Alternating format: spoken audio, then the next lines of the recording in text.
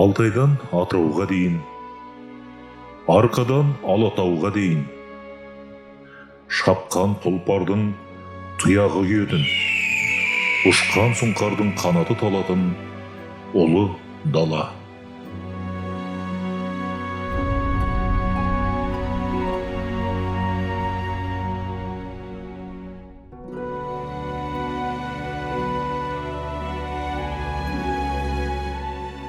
Жер көлемі жағынан әлемде 9-шы орын алатын еліміздің аумағына Европаның 12 елі емін-еркін сыйып кетсе, тек Қарағанды облысының аумағы 1 Германияны, 2 Белоруссияны, немесе 4 Болгарияны, 5 Украинаны сыйғыза алады екен. Ғажап емес пе?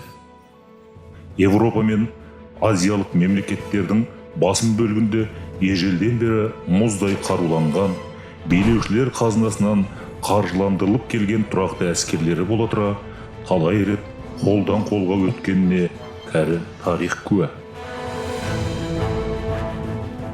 Ал батысы Сібір ойпаты, шығысы Тянь-Шань тауларының теріскейін ала көсіліп жатқан жері де ұлы, тылсым терең тарихы да ұлы, өскелең ұрпаққа деген ұлағаты да ұлы осынау кең дала, қазақтың ежелгі мекені болғандықтан да мәңгілік ел атауын иеленуге толық хақылы.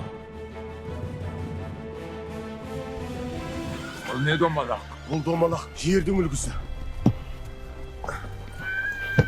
Ұлықбек жасаған ғылабас деп аталады. Міне мынау ерен қабырға таулары, мынау Үндіспен ауған жері, ал мынау Қазақия қандай үлкен. Бұны кім жіберген? Абылайхан.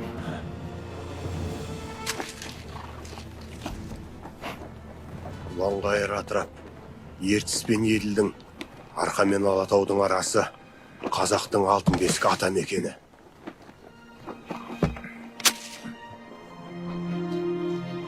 Ұланғайыр атырап, Ертіс пен Еділдің, Арқа мен Алатаудың арасы қазақтың алтын бесік ата жұрты. Әгәрәкей, кімдегім осынау қасиетті жерімізге көз алартып, шырқымызды бұзар болса, өз қанының өзін тұншықтырарымызды біліп қойған абзал.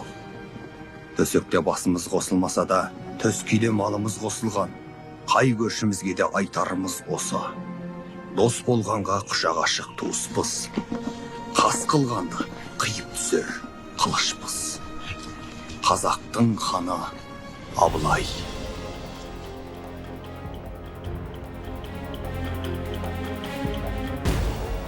Кең даланың төсін еркін жайлап, мал баққан, ешкімге соқтықпай жай жатқан елі бар.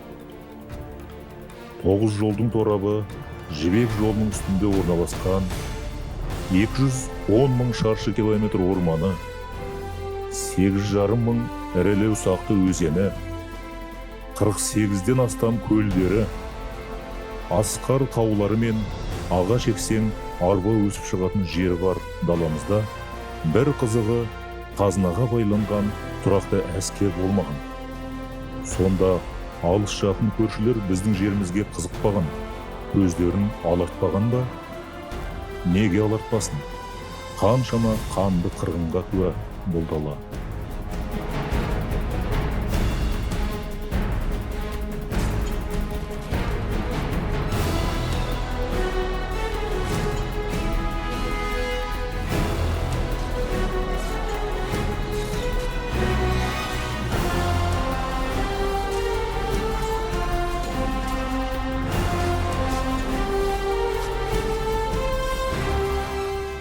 Оның сыры бірі уақ.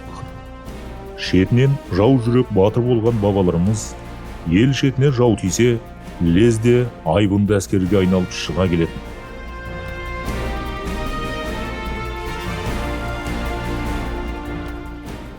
Моғолстан ханы Есенбұға, ғизатлы қазақ сұлтандары Керей Жәнібектің жер сұрау тілегін ескеріп, ықылас еттім.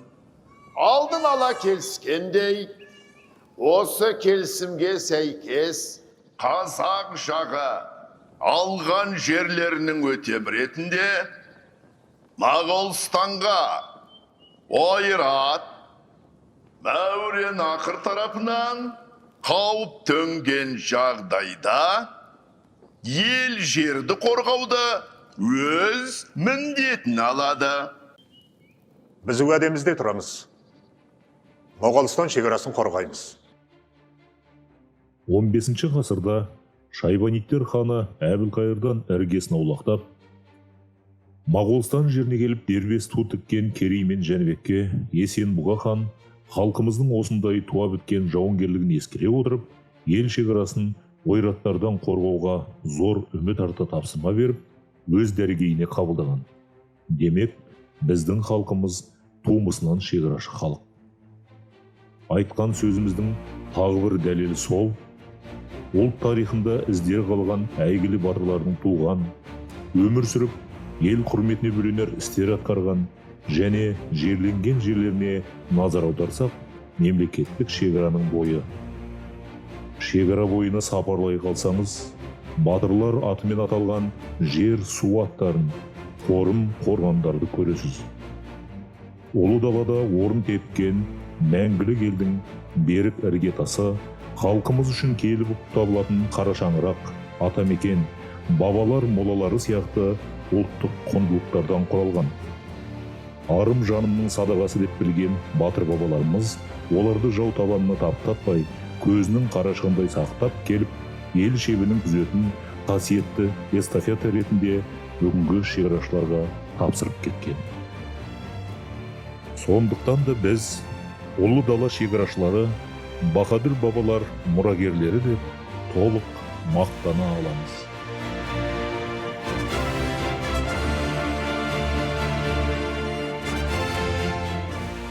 Шекарашылардың бүгінгі буыны батыр бабаларымыздан мұра болып қалған ар намысқа дақ түсірмей, жауынгерлік даңқ пен қаһармандық дәстүрлерді абыроймен арқалап, одан әрі молайтып, трансшекаралық қылмысқа, халықаралық лаңкестік пен экстремизмге, заңсыз мигранттар мен елдің аумақтық егемендігінің бұзылуына сенімді тосқауыл қойып келеді.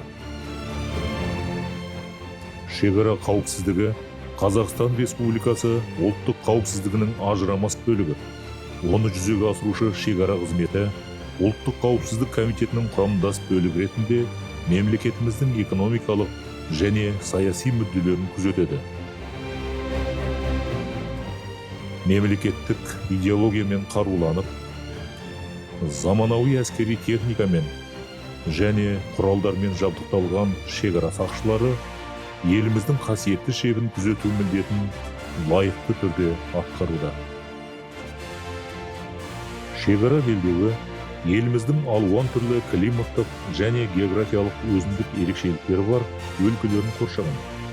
Мидай жазық даланы, құлан жотпас құла дүзді, сыңсыған орман мен аспанмен астасқан тауларды, аңғырлар мен толқыған теңіз бетін, жер бедерін шимайлаған өзен арналарын шекарашылар кітаптай оқиды. Ең заманауи техниканың өзі шекарашылардың сенімді достары халқымыз үшін жеті қазынаның екеуі болып саналатын жылқы мен итті ауыстыра алмайды. Автокөлік жете алмайтын, тікұшақ қона алмайтын аумақтарға шекара нарядтары атпен жетеді. Иттердің көмегі шекара бұзушылардың ісіне түсуде ғана емес, тексеріп өткізу пункттерінде де шаш етектен. Ары-бері ағылып жататын жолаушылар мен автокөліктердің, теміржол көліктері мен кемелердегі жүктердің арасынан тыйым салынған заттарды, есірткі заттан, қару-жарақ пен оқ-дәрілерді іздеп табуда иттер таптырмас көмекші. Олар ешқашан қателеспейді. Шекарашылардың иттерін алдап өтемдеу бекершілік. Оларды арнайы кинологиялық орталықта білікті кинолог мамандар дайындайды. Қазақстан Республикасы ұлттық қауіпсіздік комитеті шекара қызметінің кинологиялық орталығы шекара қызметінің қызметтік иттермен қамтамасыз ететін және кинолог мамандар даярлайтын еліміздегі осы бағыттағы жұмыс жасайтын орталықтардың ішіндегі ең ауқымдысы. Жасыл пұңғарлы жауынгерлердің жауапкершілігінде Каспий теңізінің аумағы мен жағалауында орналасқан стратегиялық нысандар мен еліміздің теңіздегі шекарасының күзеті бар. Теңіз шекарашылары еліміздің судағы шекарасын күзете жүріп, Каспий теңізінің биологиялық қорына қол сұғушы браконьерлерге де қырғидай тиеді.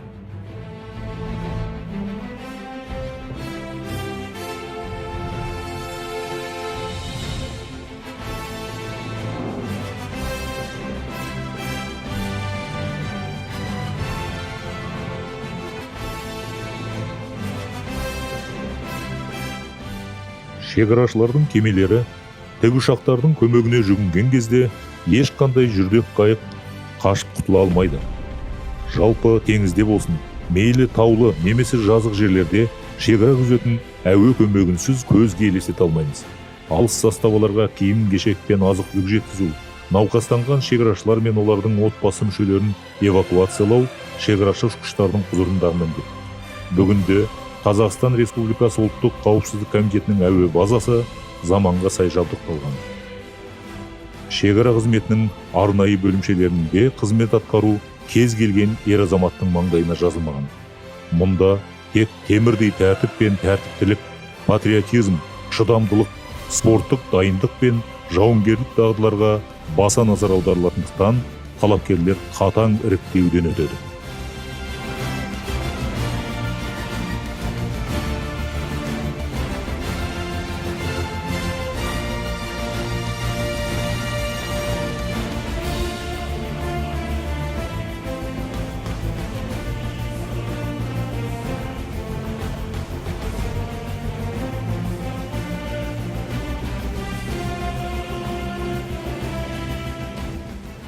Жан-жақты дайындалған сардарлар, кадрлар ұстаханасы атанған Қазақстан Республикасы ұлттық қауіпсіздік комитеті шекара қызметі академиясында дайындалады.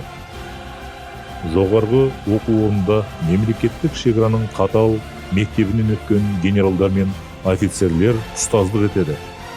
Академия кәсіби білім берумен ғана шектелмейді, сонымен қатар ірі ғылыми орталық. Мұнда бакалавриат қана емес, магистратура мен докторантура бағдарламалары бойынша да білім беріледі.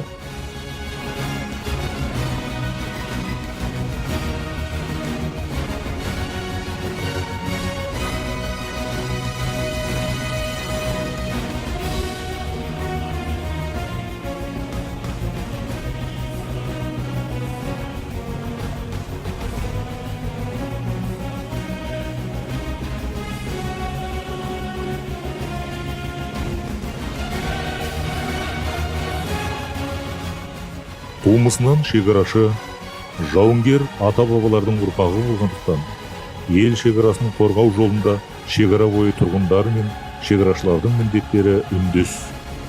Өйткені бұл ортақ үйіміздің, отанымыздың іргесі. Ал бұдан отбасынан басталады.